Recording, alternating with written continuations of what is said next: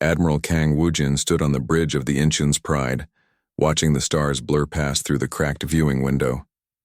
His reflection stared back at him, a tired man with gray hair and deep lines around his eyes, the face of someone who had seen too much death in the past 3 years.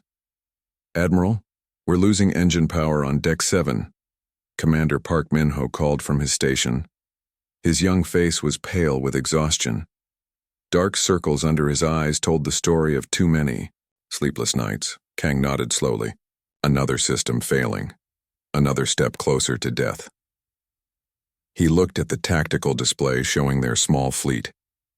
8 ships remained from what had once been 30 proud vessels of the Terran Defense Coalition. 8 ships running for their lives through empty space. Behind them, the enemy followed like hungry wolves. "How long until the hegemony fleet catches up?" Kang asked. 4 hours, maybe 5, Park answered. He tapped his screen with shaking fingers. "Their bioships are healing faster than we can damage them. They don't get tired like our machines do." Kang walked over to the communications station where Officer Kim Seojin sat hunched over her controls. She looked up at him with worried eyes. "Any word from Earth Command?" he asked. "Nothing for 6 days, sir," she replied quietly. "The last message said they were under heavy attack. All outer colonies have gone dark." The bridge fell silent except for the low hum of failing systems. Everyone knew what that meant. Earth might already be gone. The heart of humanity might be nothing but ash and broken metal floating in space. Engineer Choi Do-hyun emerged from a maintenance shaft, his uniform dirty with oil and coolant. He wiped sweat from his forehead with the back of his hand. "Admiral, I've done everything I can," he said. "The main engines are holding together with spare parts and prayer. But the weapons—" He shook his head. "We have maybe 20 shots left between all 8 ships. 20 shots against hundreds of enemy vessels." Kang closed his eyes for a moment. When he opened them again, he saw his crew looking at him. They were all so young. Most had never seen their home worlds. They had grown up on ships, fighting, a war that seemed impossible to win. "Sir, incoming transmission," Kim announced suddenly. "It's Captain Lee Hyunwoo from the Busan runner. Put him through." Lee's face appeared on the main screen. His destroyer had taken heavy damage in their last battle. Half his bridge was dark, and emergency lighting cast strange shadows on his face. "Admiral, our sensors are picking up something." "Strange," Lee said. "There's an energy reading about 2 light minutes ahead of us. It's big, sir. Bigger than anything in our files." "Another hegemony trap?" Park asked. "No, this is different. The energy signature doesn't match their biotech at all. It's almost like—" Lee paused, looking confused. "Like it's human tech. But that's impossible." Kang felt a small spark of hope in his chest. "Send me the data." The information flowed across his screen. Whatever was out there was massive. The energy readings were off the charts.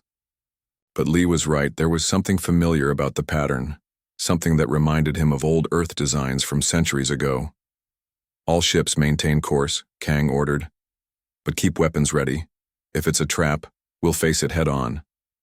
The Eta fleet continued forward, their damaged engines struggling against the pull of space. Behind them, the hegemony bioships grew closer. Their organic hulls pulsed with alien life, and their weapons crackled with deadly energy. Kang had fought these monsters for 3 years. He had watched them tear through human defenses like paper. Their ships could heal themselves. Their crews never got tired or hungry. They fought with the cold efficiency of a machine, but with the adaptability of living things. "Admiral, the energy source is getting stronger," Choi reported. "Whatever it is, it's huge. Maybe 5 kilometers long." "That's impossible," Park said. "We've never built anything that big." "The hegemony has," Kim pointed out. "Their super dreadnoughts are that size, but the readings didn't match hegemony technology." Kang studied the data carefully. There was something about the power signature that seemed almost familiar, like a half-remembered song from childhood. "Sir, the enemy fleet is 3 hours out now," Park announced. "They're gaining speed." Kang looked at the tactical display. The hegemony ships moved in perfect formation, their biohulls glowing with inner light. Each one was a masterpiece of alien engineering, designed for one purpose: killing humans. He thought about the colonies they had failed to protect. Millions of people dead or enslaved. Children who would never grow up. Families torn apart by war. All because humanity had reached too far into space and found something that wanted them dead. Captain Lee reports strange readings from his science station, Kim said suddenly. There's something out there, Admiral, something big. On screen, the main display shifted to show the space ahead of them. At first, Kang saw nothing but stars. Then the sensors began to paint a picture of something impossible. A shape began to form on the screen. Massive, dark, and completely still. My God, Choi whispered. What is that thing? The object was enormous, easily dwarfing their entire fleet. It hung in space like a sleeping giant, dark and silent. But the energy readings said it was very much alive. It's not moving, Park observed. No engine signatures, no weapon charges, it's just sitting there. Could it be a derelict? Kim asked. With that much power? Choi shook his head. No way. That thing has more energy than our entire fleet. Kang studied the shape on the screen. There was something about it that bothered him. Something familiar yet wrong, like seeing a childhood friend who had changed too much to recognize. Sir, incoming priority message from the Soul's Vengeance, Kim announced. Commander Han Minji's face appeared on a small screen. Her ship was one of their few remaining cruisers, and it showed the damage of many battles. Admiral, my science team has been analyzing that object, she said. The hull composition. It's human, sir. Old human, but definitely our technology. That's impossible, Park said. We've never built anything that large. The design patterns match pre-FTL Earth ships, Han continued. But the size and power readings are beyond anything we've ever created. It's like someone took our oldest designs and made them work with technology we don't understand. Kang felt a chill run down his spine. Pre-FTL ships. Ships from before humanity learned to travel faster than light. Ships from 3 centuries ago, when Earth was still taking its first steps into space. Could it be from the early colony ships? He asked. The ones that disappeared during the first FTL experiments? The Eternal Wanderer and her sister ships, Kim said quietly. They vanished during the first jump tests. Everyone assumed they were destroyed. The Eternal Wanderer. Kang knew that name from history books. One of humanity's first attempts at faster-than-light travel, the ship and her crew had vanished during a test jump 300 years ago. No trace had ever been found. If that's true, Han said from her screen, then we're looking at a ghost ship. A ship that's been missing for 3 centuries. Ghosts don't have power signatures like that, Choi pointed out. Whatever that thing is, it's very real and very much operational. Suddenly, alarms began blaring across the bridge. The tactical display flashed red with warnings. Admiral, the hegemony fleet is accelerating, Park announced. They'll be in weapon range in 2 hours. Kang looked at the massive object ahead of them, then at the approaching enemy fleet on his tactical screen. They were caught between 2 mysteries, one possibly human, one definitely hostile. All ships, maintain course. Toward the object, he ordered. If it's human, maybe they can help us. If it's not. He shrugged. We were going to die anyway. The fleet moved forward, their damaged engines pushing them toward the unknown. Behind them, the hegemony bioships closed in like a pack of predators. Their organic hulls pulsed with alien life and their weapons began to charge for the kill. Kang stood on his bridge, watching the stars and thinking about the war that had consumed his entire adult life.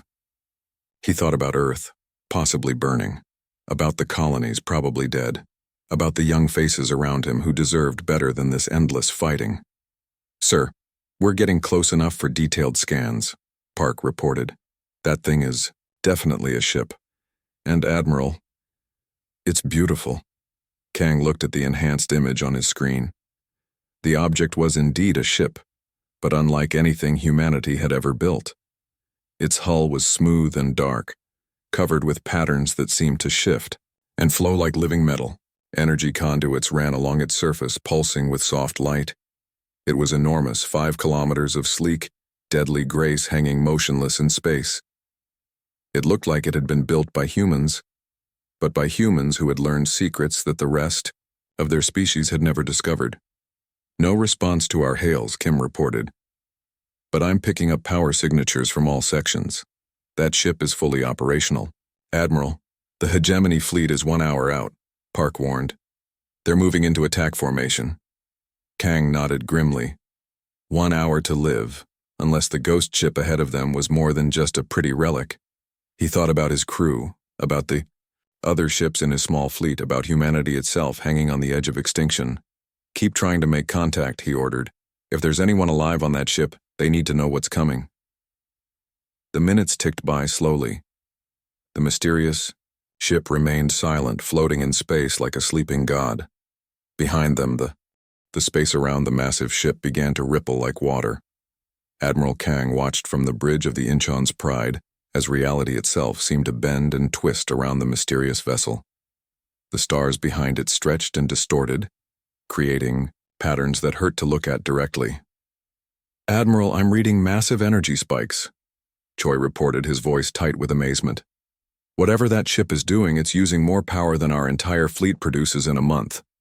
The patterns along the ship's hull glowed brighter, pulsing in rhythm like a vast heartbeat. Lines of light raced from bow to stern, and the strange symbols carved into its surface began to shift and change. It was like watching a sleeping giant come to life. Commander Park studied his instruments with wide eyes. Sir, the ship is definitely human in origin, but the technology, I've never seen anything like this. The power source alone should be impossible. All stop, Kang ordered. We wait and see what happens.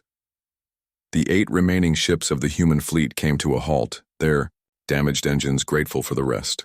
Behind them, the hegemony bioships continued their relentless approach, their organic hulls pulsing with alien hunger. Captain Lee's voice crackled over the communications from the Busan runner.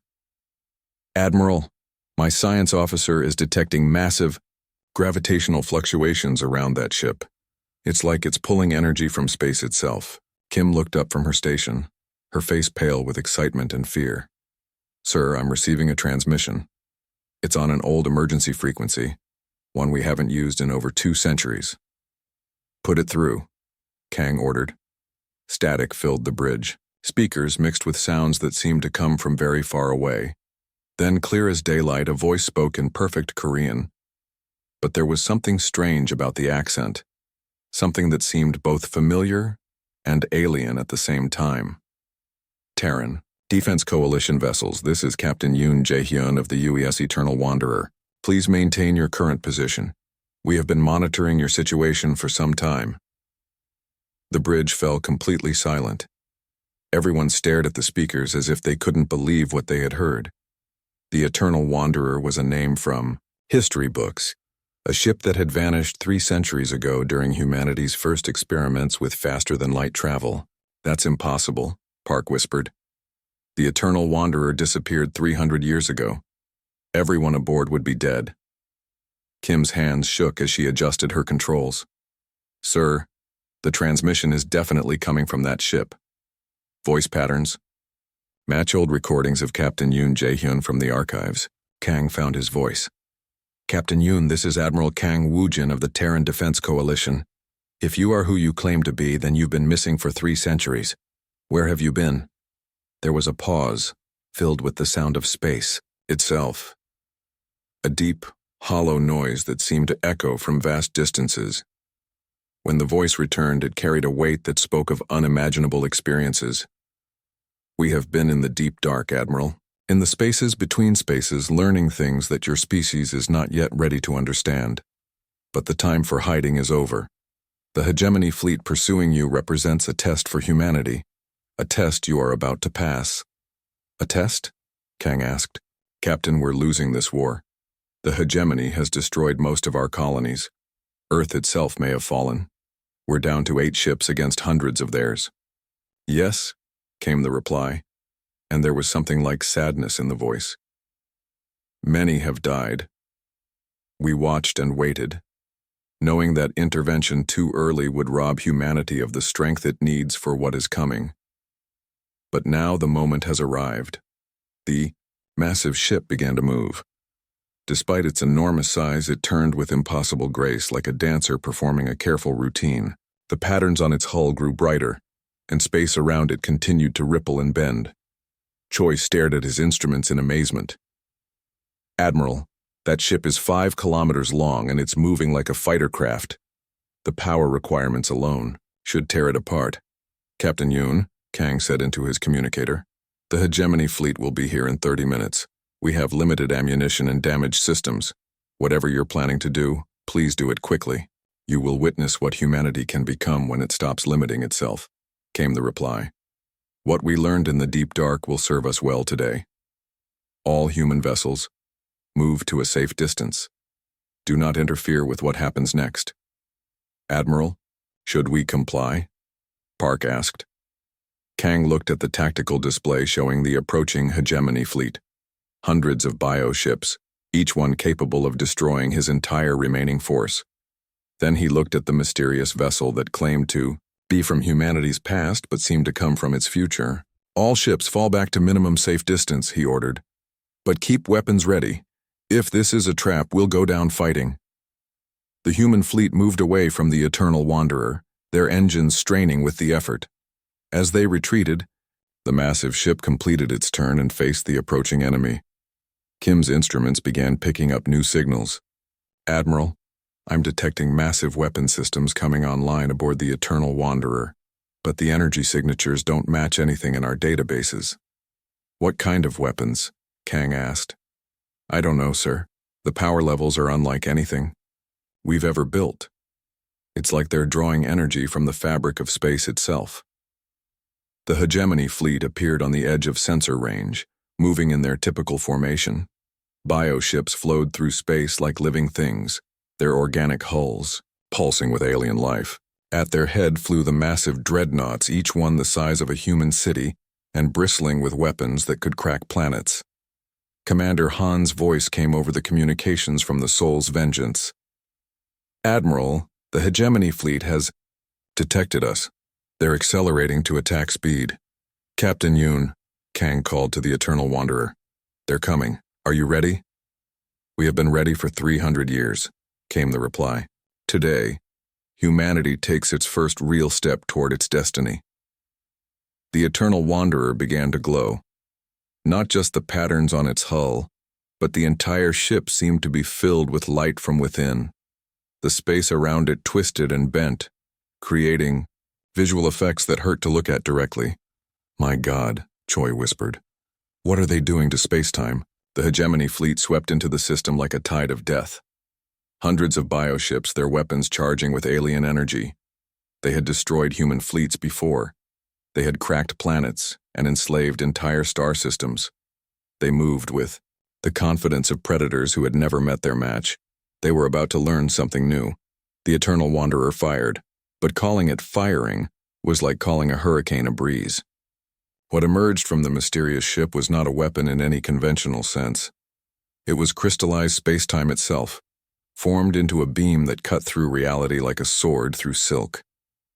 The beam struck the lead hegemony dreadnought and simply erased it. Not destroyed or damaged, erased. One moment the massive bioship was there, the next moment there was empty space where it had been. "Impossible," Park breathed. "What kind of weapon can do that?" The Eternal Wanderer fired again. And again. Each beam of crystallized spacetime reached across impossible distances in the blink of an eye. Each beam removed another hegemony ship from existence as if it had never been there at all.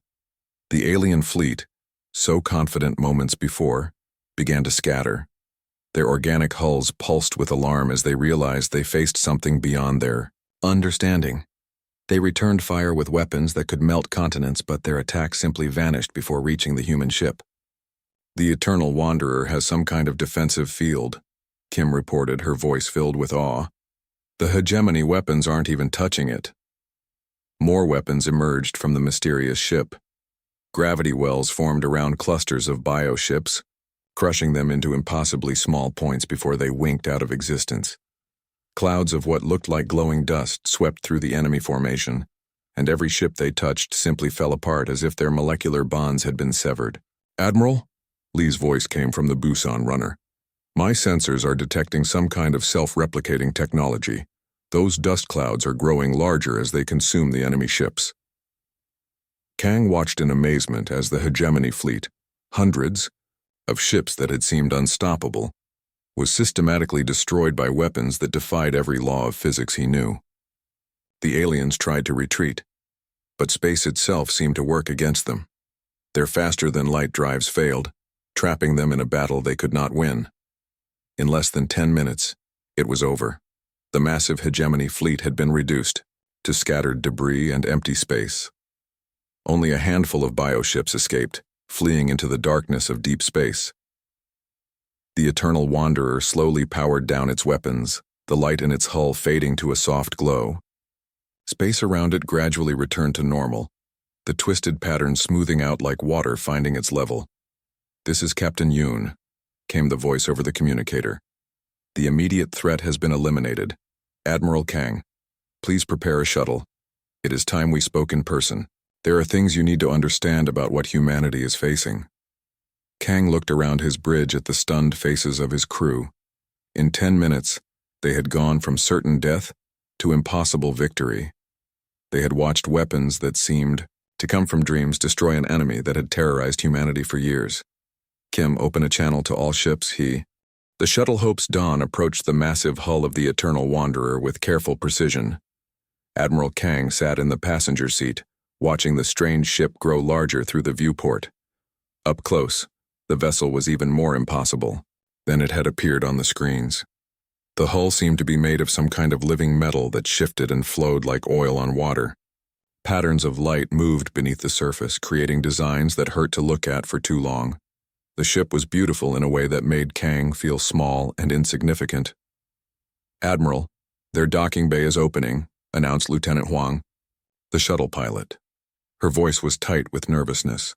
It's huge, sir. Our entire ship could fit inside." The docking bay doors opened to reveal a space that defied the laws of engineering. The bay stretched away into darkness, lit by flowing lines of energy that moved along the walls like rivers of light. Despite the enormous size of the space, Kang could feel atmosphere rushing in around their shuttle. "Artificial gravity is engaging," Huang reported. "And sir, I'm reading perfect Earth normal atmosphere in there. How is that possible in such a large space?" "I don't think normal rules apply here," Kang replied, checking his sidearm out of old habit. He had brought Commander Park and Chief Engineer Choi with him, along with a small security team. If this was a trap, they would at least go down fighting. The shuttle touched down on a landing pad that seemed to be made of the same flowing metal as the ship's hull. As soon as they landed, the material beneath them solidified into something that looked more like normal deck plating. "The ship is adapting to us," Choi observed with wonder. "It's changing its structure to make us more comfortable." The shuttle's ramp lowered, and Kang stepped out into the alien environment. The air tasted clean and fresh, with a slight metallic tang that reminded him of Earth's atmosphere during a thunderstorm. The gravity felt exactly right, as if the ship had adjusted itself to match their expectations. A figure approached them, from the shadows at the far end of the docking bay. At first glance it looked human, a man in what appeared to be a naval uniform. But as he came closer, Kang began to notice the subtle differences. The man's movements were too smooth, too precise. His eyes reflected light like an animal's, and when he smiled, his teeth seemed too white and too sharp. He looked like a human who had been changed in ways that were hard to define. "Admiral Kang," the figure said, extending his hand in greeting. "I am Captain Yoon Jae-hyun. Welcome aboard the Eternal Wanderer." Kang shook the offered hand, noting that the captain's grip was stronger than it should have been. The man's skin felt warm and normal, but there was something underneath. A sense of power barely contained. "Captain Yoon," Kang said carefully, "you look remarkably well for someone who's been missing for 300 years. Yoon smiled, and his eyes glittered with amusement. "Time works differently in the deep dark, Admiral. What felt like years to us was centuries in normal space. We have learned much during our journey. He gestured for them to follow him deeper into the ship. As they walked, Kang noticed that the walls around them were alive with moving patterns of light. The floor beneath their feet seemed to pulse gently, like walking on the chest of some vast sleeping creature. Your ship, Park said, staring at the walls with wide eyes. It's not just a machine, is it? No, Yoon replied. After our first jump into the deep dark, we discovered that the boundary between life and technology is much thinner than we thought. The ship has become something more than either. They passed through corridors that seemed to stretch on forever, lit by the same flowing rivers of light they had seen in the docking bay. Occasionally, they glimpsed other crew members moving about their duties. Like Captain Yoon, they all looked human at first glance but carried the same subtle wrongness that spoke of fundamental changes. How many crew do you have? Choi asked. The same 1,000 souls who left Earth 3 centuries ago, Yoon answered. Those souls may be the most accurate word now. We have all been enhanced. They entered what appeared to be a conference room, though the walls curved in impossible ways that made it hard to judge the actual size of the space. A table that seemed to be carved from a single piece of crystal dominated the center of the room. Please sit, Yoon said, gesturing to chairs that formed themselves out of the floor as he spoke. There is much we need to discuss and very little time to do it. Kang sat down cautiously, his security team taking positions around the room. The chair molded itself to his body, becoming more comfortable than anything he had ever experienced. The weapons you used against the hegemony fleet, he said without preamble. What were they? Tools we learned to build in the spaces between dimensions, Yoon replied. The deep dark is not empty, Admiral. It is filled with entities and forces that exist beyond your current understanding of physics. He waved his hand, and the air above the table shimmered. A 3-dimensional image appeared, showing the recent battle from the perspective of the Eternal Wanderer. Kang watched in amazement as he saw his own fleet from an impossible angle. The crystallized space-time beams work by collapsing the quantum structure of matter, Yoon explained. They don't destroy. They simply convince reality that the target never existed in the first place. That's impossible, Choi protested. You can't just erase something from existence. You can if you understand how existence is constructed, Yoon said with a sad smile. The entities in the deep dark taught us that what you call reality is far more fragile than you imagine.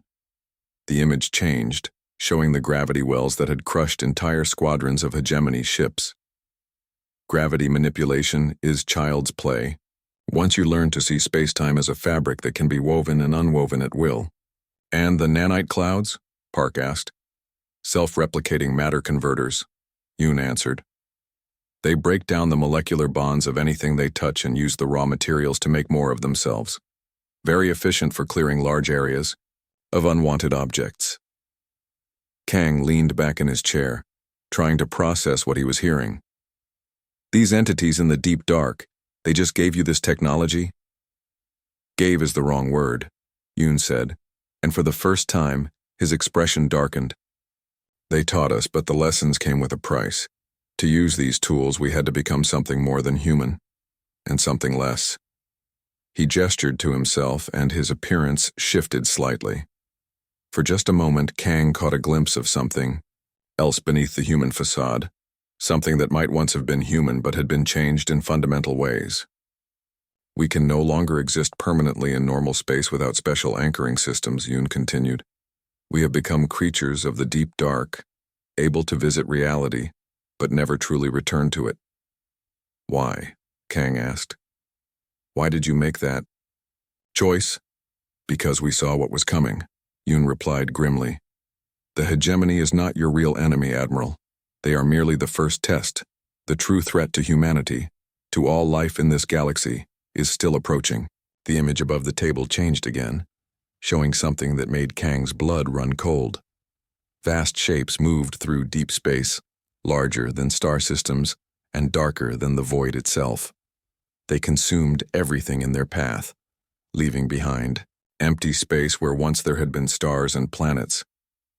The void devourers, Yoon said quietly. They are entropy given form, cosmic entities that feed on the collapse of complex systems. They have already consumed 3 galaxies and now they turn their attention to the Milky Way. When? Park asked, his face pale with horror. Soon, Yoon replied.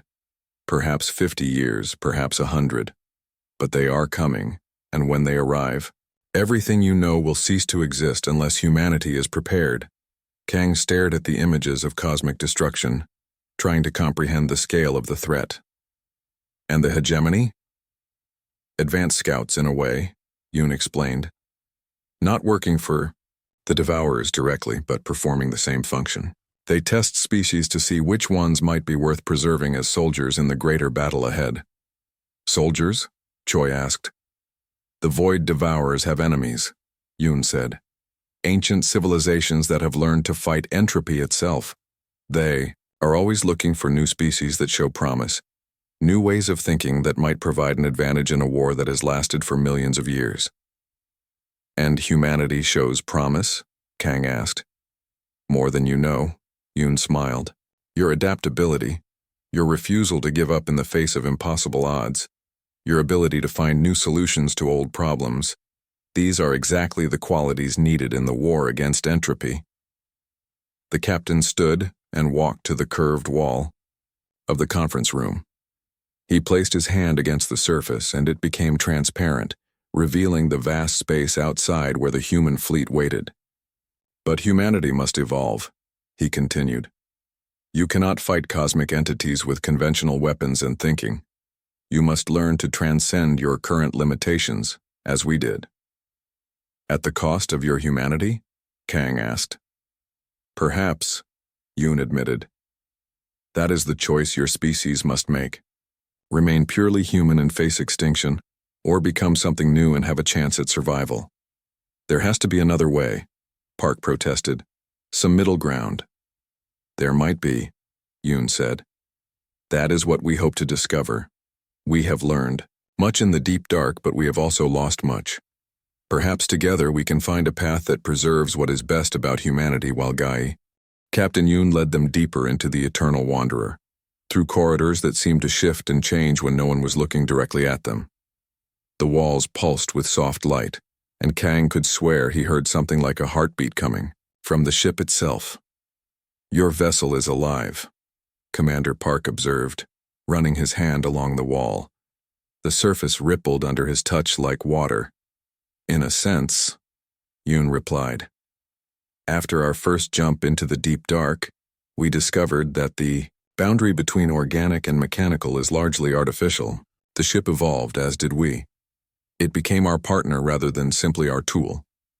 They passed through what appeared to be a medical bay, though the equipment looked nothing like anything Kang had ever seen. Strange devices floated in the air, connected by beams of light rather than cables. Several crew members worked at stations that seemed to mold themselves to fit their users. May I introduce Dr. Han Minji, our chief science officer, Yoon said, gesturing to a woman who looked up from her work. Like the captain, she appeared human at first glance, but there was something in her eyes that spoke of vast knowledge gained at a terrible price. Admiral Kang, she said, her voice carrying harmonics that seemed to resonate directly in his bones. I have been studying the data from your recent battles. Your species shows remarkable adaptability under pressure. Dr. Han, Kang replied, studying her carefully. How long have you been studying us? Since we first learned to breach the barriers between dimensions, she answered. We have watched humanity's war with the hegemony for the past 50 years, waiting for the right moment to intervene. 50 years? Choi asked with shock. You've been watching us die for 50 years? Dr. Han's expression grew sad. Yes, and it was one of the most difficult decisions we have ever made. But intervention too early would have robbed your species of the strength it needs for what is coming. She waved her hand, and holographic displays appeared around them showing battles from across human space.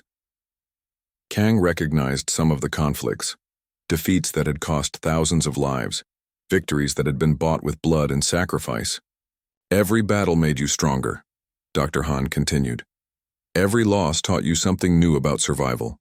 Every victory proved that humanity would not surrender even when facing impossible odds. And if we had lost completely? Park asked angrily. If the hegemony had wiped us out before you decided to help? Then you would not have been the species we hoped you were, Yoon answered quietly. The entities in the deep dark do not help the weak, Admiral. They only teach those who prove they can survive the lessons.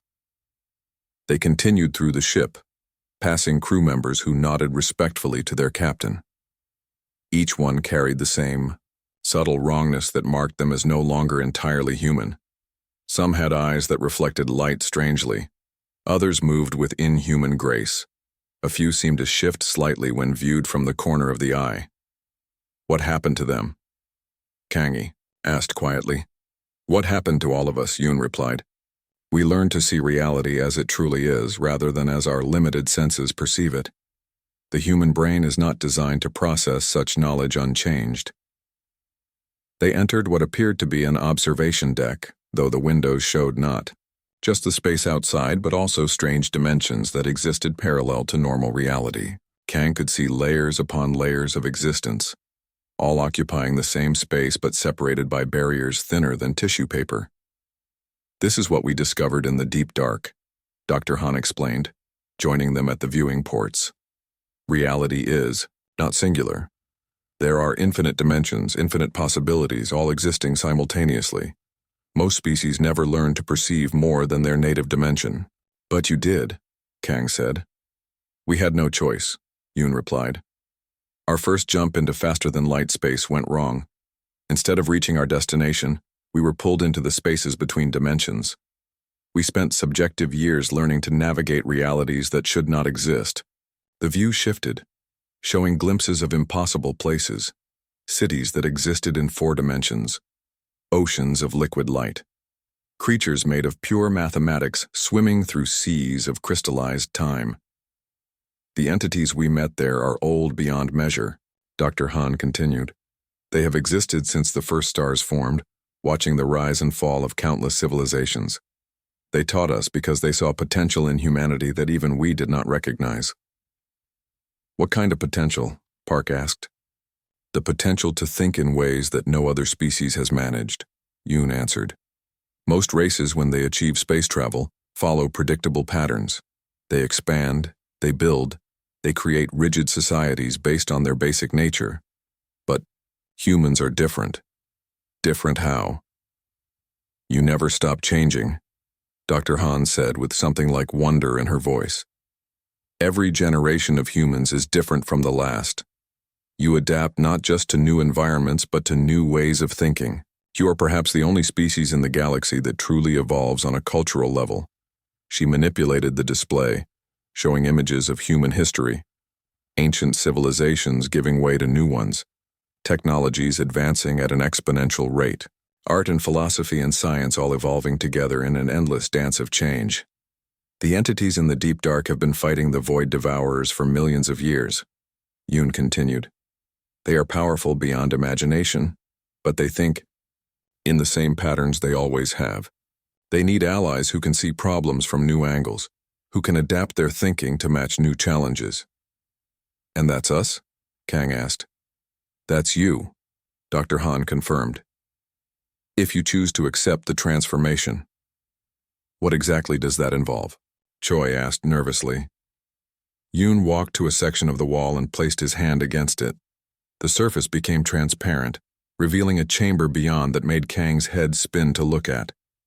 The space seemed to exist in multiple dimensions simultaneously, with geometric patterns that hurt to perceive directly. The transformation begins with learning to see reality as it truly is, Yoon explained.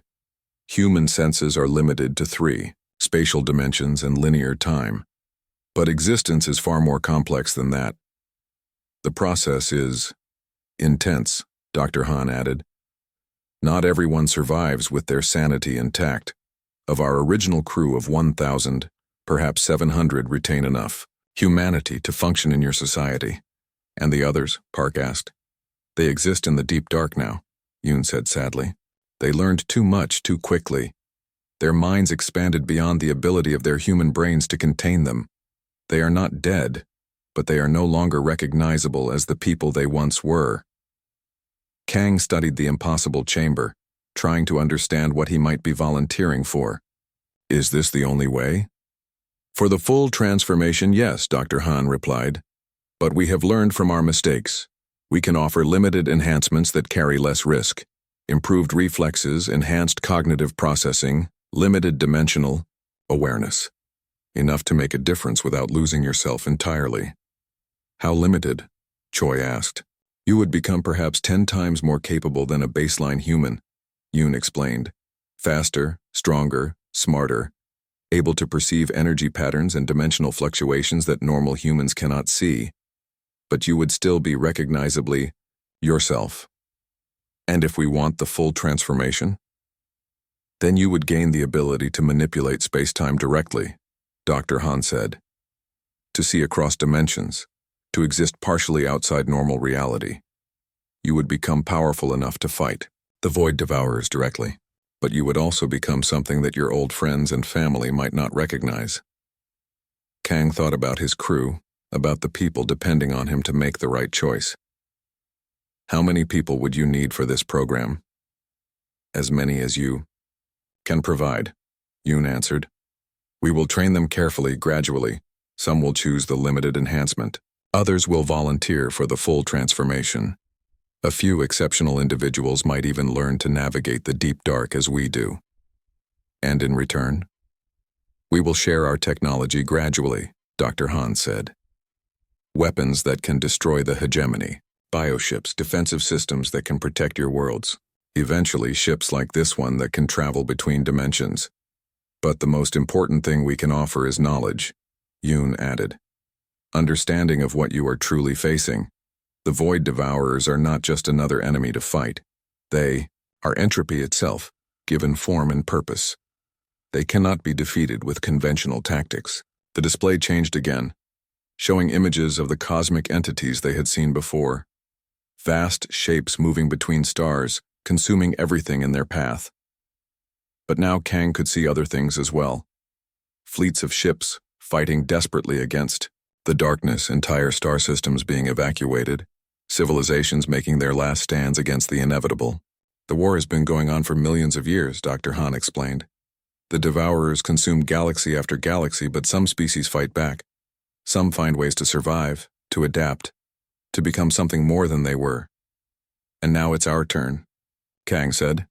Yes, Yoon confirmed. The hegemony was just the beginning. They were testing your species, seeing if you had the potential to join the greater war. You passed their test, but that was the easy part. Easy? Park laughed bitterly. We lost most of our colonies. Billions of people died. And yet humanity did not surrender, Dr. Han pointed out. You adapted, you found new tactics, you kept fighting even when victory seemed impossible. That is exact. Admiral Kang stood before the dimensional portal, watching reality ripple and bend like water around the edges of the opening. The chamber that Dr. Han had prepared defied every law of physics he knew.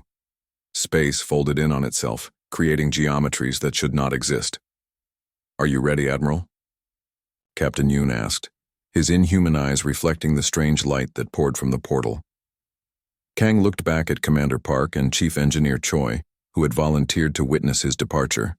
Their faces showed a mixture of fear and determination that he knew was reflected in his own expression. As ready as anyone can be for something like this, he replied. Dr. Han approached with what appeared to be a simple metal bracelet, but as she held it out to him, Kang could see that the metal flowed and shifted like liquid, covered in symbols that moved and changed as he watched them. This will serve as your anchor, she explained. It will help you maintain some connection to baseline reality while you learn to navigate the deep dark. Without it, you might lose yourself completely in the infinite dimensions. Kang took the bracelet and slipped it onto his wrist. Immediately, he felt a strange, tingling sensation. As if his nervous system was being gently rewired, the world around him seemed to gain new depth, new layers of meaning that he had never noticed before. The first stage of enhancement, Yoon explained. Your perception is already beginning to expand. In the deep dark, you will learn to see much more. Through the viewing ports, Kang could see his remaining fleet, The 8 damaged ships floated in formation, their crews waiting for word of what would happen next. He had already spoken to each captain, explaining the choice that faced humanity. Some had volunteered immediately. Others needed time to think. Captain Lee has agreed to undergo the limited enhancement program, Park reported, so have about half the crew of the Busan runner. The others want to return to human space and continue the fight there. And the other ships? Mixed reactions, Choi answered. Commander Han from the Soul's Vengeance wants to volunteer for full transformation, but most of her crew prefer the limited enhancement. Everyone understands the stakes, sir. They just need to make their own choices. Kang nodded. That was as it should be. No one could be forced into this kind of change. It had to be chosen freely with full knowledge of the risks. What about our damaged systems? He asked. The Eternal Wanderer has already begun sharing basic technology, Choi said with barely contained excitement. Self-repairing hull materials, improved power systems, basic energy weapons that can actually damage hegemony bioships. Even with just these improvements, our fleet will be 10 times more effective than before. And the advanced technology? That comes later, Dr. Han explained. As your crews undergo enhancement, they will gain the ability to interface with more complex systems. Eventually, some may be ready for ships like this one. Kang looked around the impossible chamber one last time. In a few moments, he would step through that portal and leave everything he knew behind. When he returned, if he returned, he might not even be recognizably human anymore. Sir, Park said suddenly, there's something else you should know. We've been monitoring communications from human space. The war is going badly. How badly? Earth is under siege, Park continued grimly. The hegemony has blockaded the entire system. The outer colonies have either fallen or gone silent. We may be looking at the last free human fleet in the galaxy. All the more reason to succeed, Yoon said. If Earth falls while you are in the deep dark, humanity will need its transformed members to carry on the species. The weight of that responsibility settled on Kang's shoulders like a lead blanket. Not just his own life was at stake, but the entire future of human civilization. How long will the transformation take? He asked. Time moves differently in the deep dark, Dr. Han replied. What feels like months to you may be years in normal space, or it might be days. The experience is unique for each individual.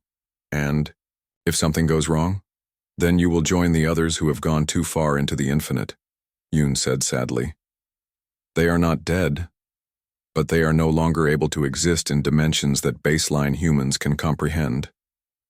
Kang thought about those lost souls, the crew members who had pushed too far and lost themselves in the vast spaces between realities.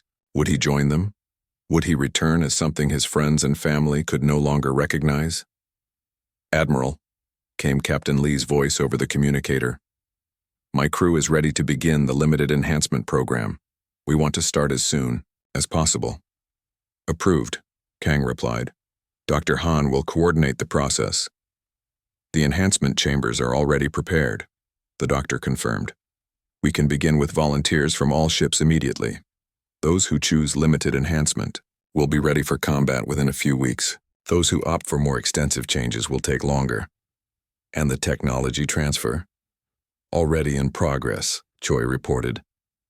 The Eternal Wanderer is transmitting detailed specifications for improved weapons and defensive systems.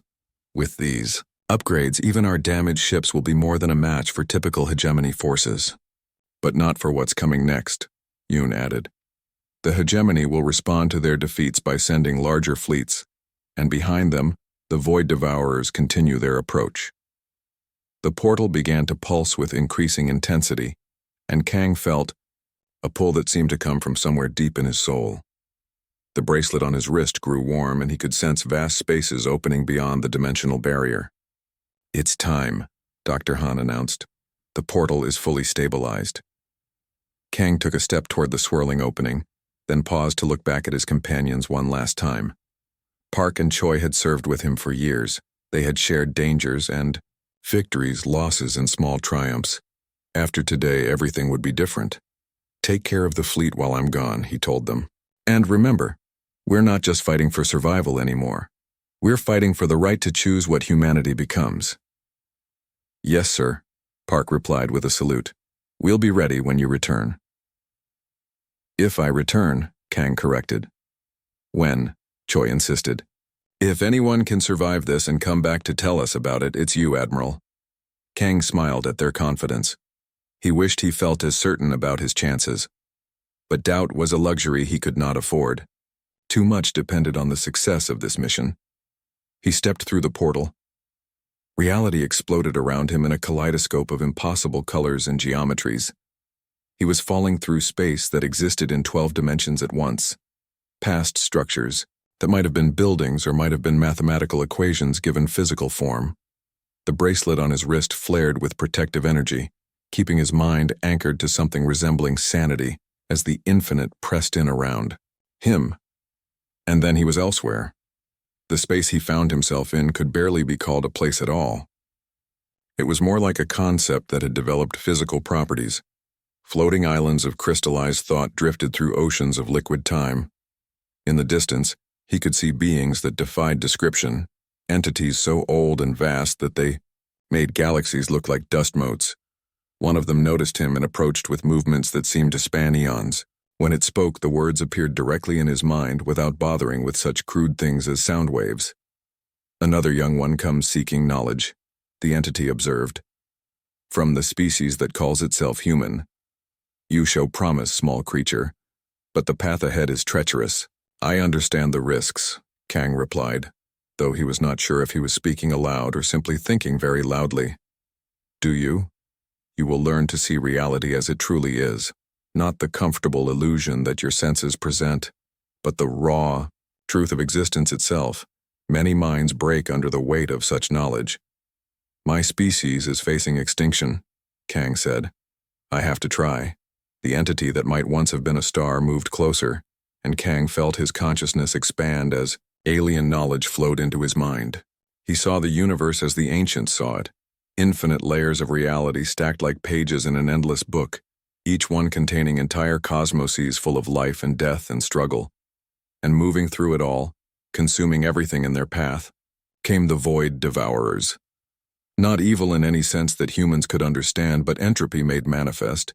They were the universe's way of cleaning house, erasing complexity that had grown too elaborate to sustain itself.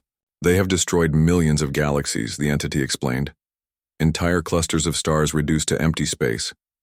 But some species learn to fight back. Some discover ways to become more than they were, to transcend the limitations that make them vulnerable to entropy. Images flowed through Kang's mind, species that had learned to exist in multiple dimensions simultaneously, civilizations that had transformed themselves into beings of pure energy, races that had learned to manipulate the fundamental forces of creation itself. This is what you must become, the entity continued. Not just your species, but you personally. You must be the bridge between what humanity was and what it must become to survive. The knowledge was overwhelming.